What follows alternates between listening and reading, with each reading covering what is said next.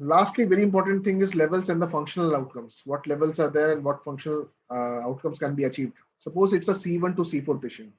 Okay, then feeding, grooming, wearing clothes, dressing upper extremity and lower extremity, and bathing, bed mobility, driving, transfers.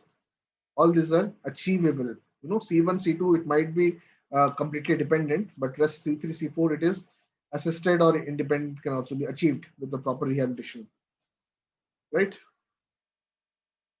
So from this dependency, we can, after rehabilitation, becomes this thing. Now next is C5 level.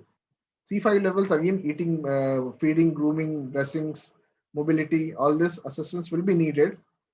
But wheelchair propulsion and weight shifts can be independent with power wheelchair. Now C6 level, independently the patient can feed. Why? Because C5 is elbow flexion. Okay, C6 is wrist extension.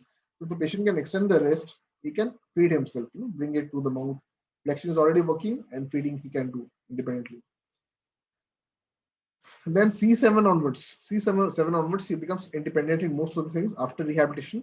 Transfers might need some assistance. C8 to T1, he is independent with adaptation. And T2 to T9, T10 to L2, L3 to S5, you become independent in all these above activities after a proper rehabilitation, obviously.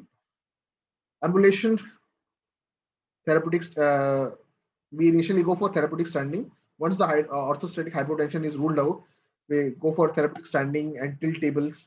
Okay, therapeutic standing is achieved, then move on to the tilt tables, then household ambulation, and lastly community ambulation. So basically, L3 to S5 is usually a community ambulator, and T10 to L2 is a household ambulator.